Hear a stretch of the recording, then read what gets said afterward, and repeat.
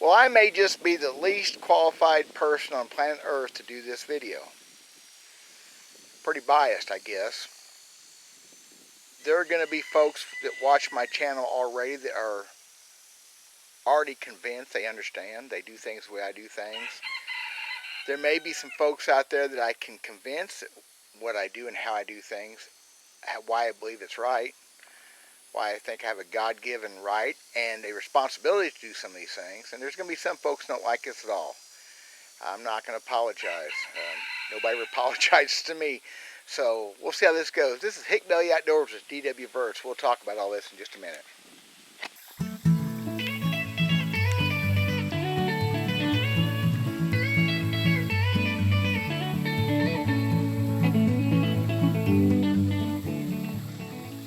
So the whole point is I kill things. I kill animals.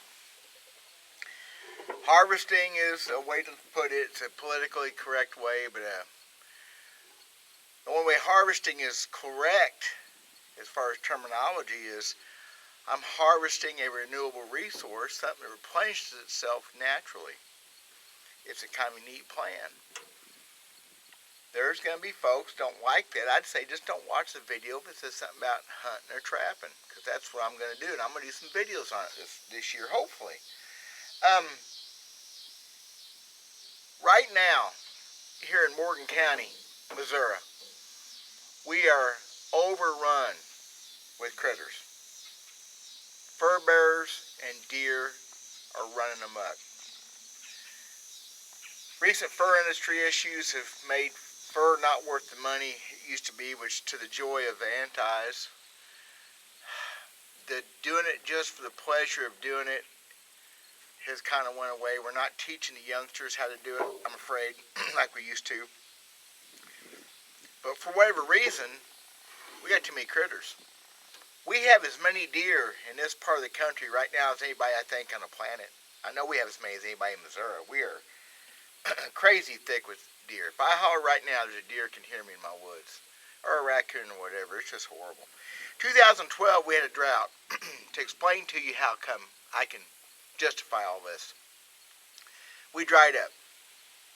Starting in the middle of June, it never rained. Even of the mornings, there was no dew. It was bad. So, by August, water was at a premium. And then the food started becoming a premium because without water, there's not as much food. So, by the second week of August, we started losing critters. Animals started dying. What happens is they get more and more distraught and more stressed. They are more prone to catching diseases. And then every animal goes to the same little water hole. You got a creek, it's got a water hole every 50 or 60 yards now. It's just a few inches deep and it's scum, it's nasty. One sick animal drinks that water hole, kills every other animal that comes to that hole. It's amazing. You would find animals literally stacked side by side at those holes. Deer on one side, coon on the other, a few possums and skunks in between. It was amazing how many animals we lost. So what did that benefit anybody? Too many animals are not a good thing. It's beautiful. Oh, look at a wonderful critter. I love looking at the critter. I love my critters. Killing them is part of my love. I'm trying to help them help me. Something has to be done. It doesn't happen naturally. God does not make that happen. We have peaks and valleys. We have too many animals and we have not enough animals. Too many. And the worst thing is that way they die, the blue tongue, the distemper, the rabies, is not pleasant. They die ugly. Right now, too many critters in this part of the country. Road kills out here on the highway. Oh my gosh. Everywhere. What in the world makes that roadkill animal any different than me catching it in this trap and dispatching it? For one thing, this animal's going to suffer less. I don't care what you think. A lot of those critters are killed outright on that highway, but you know how many of those animals aren't killed outright? How many of them are rolled off road with broken hips, broken legs, crushed skulls, and they don't die right away? Sometimes something else kills them before they perish. It's not pretty. The world's not pretty. Animals die ugly all the time. I try to be not try, I am humane as possible when I take these animals out. That's what I do. That's all I know. Um, I'm a trapper first and foremost. I trap way more than I hunt. With the YouTube videos, I'm going to try to do some more hunting. I'm a trapper. There's not a fur bearer in this part of the country that I haven't caught and I'm not fairly proficient at. You're going to see bobcats and coyotes, maybe some foxes. I love my foxes. We got a lot of them. I kind of lost my touch on those foxes. I need to work on that. Beaver and otter. And boy, otter. Well, there again, too many critters. Our creeks are destroyed. Several reasons. Mother Nature, part of the reason. Gravel not being taken out of the creeks, huge reason. And these otter, I'll talk about that sometime. That's a political thing. These otter are just murder on ponds and creeks and the fish populations. We're going to catch otter. We're going to catch the beaver. One beaver dam in the wrong place and a guy can lose 2 or 3 acres of field. But I love beaver. I love those beaver. And with that, guys, don't know dirty stuff. You have never had much better eating than barbecue beaver. A 25 to 35 pound beaver, it makes you wonder what the rich folks are eating. I'm telling you. Groundhog, young groundhog, they're just cows. A beaver and a groundhog is nothing but a cow doing a different thing than what a cow does out in his field.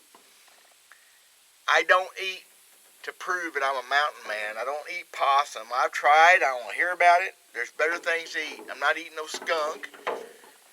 Even a raccoon I've had bad experience with, and I've had delicious coon. Don't get on me. I've had great coon, but I don't eat coon anymore. Too many better things. There's squirrel. So anyway, I'm going to kill animals. Harvest them, whatever you want to call it. If you don't like that, probably just watch the videos that say fishing and arrowhead hunting. I don't know. Canoe rowing, kayak rowing, whatever else happens. So that's the way it is. Some of the tools of the trade, some implements of destruction. All of my traps, or as much as possible, are made so that when they catch a critter, they're either easier on the animal, easy as possible. I've rounded jaws off, extra swivel, sinks so the animal doesn't get pinched and beat up and break legs. And then you've got the traps that don't do that. You've got the traps that are designed to take an animal out as quick as possible. The conibear style traps, okay? And they are not meant to be pretty. Ow. That's what they do. As humanely as possible, the animal is dispatched on the spot. Killed. I'm even using all those words myself now. Harvest and dispatch. That's what that does. It gets them right there. So, that's where we're at. That's what we do. I'm going to be doing a lot of that. Hopefully make some pretty videos. You'll see some beautiful critters.